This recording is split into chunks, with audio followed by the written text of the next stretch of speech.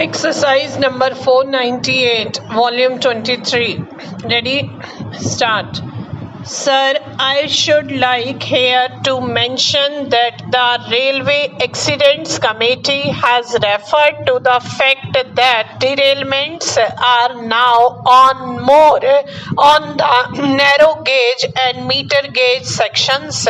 Now it has also been pointed out that the narrow gauge sections over a period of 5 years have incurred a loss which works out to about rupees 22 crores. It is the total sum invested in the Chittaranjan locomotive works. If we are running the meter gauge and the narrow gauge lines at a loss, and if we are not able to maintain satisfactory efficiency of operation which the public have a right to expect, I would like to ask the minister whether political consideration should come in the way of our closing down the meter gauge and narrow gauge lines. I know that the question will be asked, what would be the public have by way of transport if meter gauge and narrow gauge sections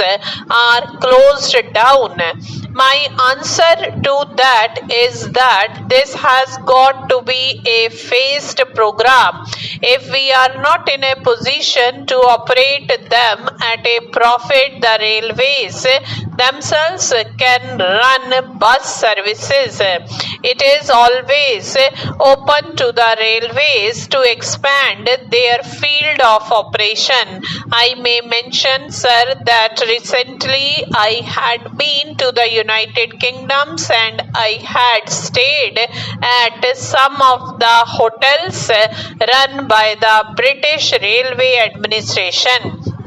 They were extremely well run and well conducted hotels. It shows that the British Railways are not bound down only to running of railway transport. It is open to the railway administration to run transport services in those areas where meter gauge and narrow gauge lines were working and which had to be closed down because they were uneconomical to run. I would suggest to the railway minister to have a full-fledged inquiry conducted into the efficiency of operation of the meter gauge and the narrow gauge lines. Sir, I would like to go on to another aspect about the efficiency of working of the railways.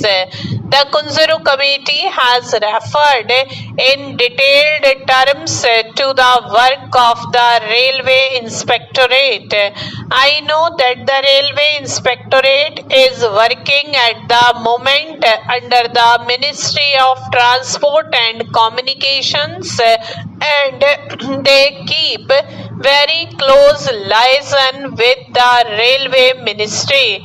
Unfortunately, the committee itself mentions that the work of the inspectorate has been unsatisfactory at all times.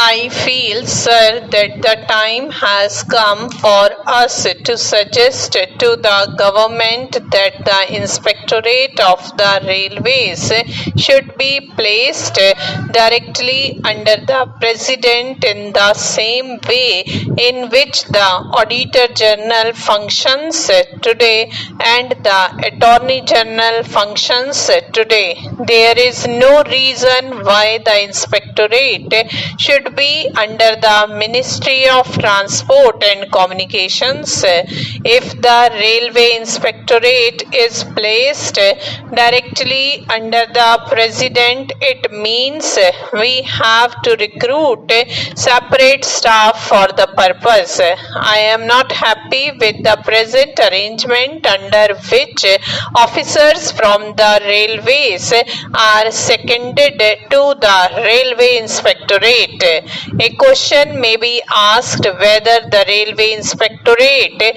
can discharge its functions if its members do not have practical experience of the working of the railways.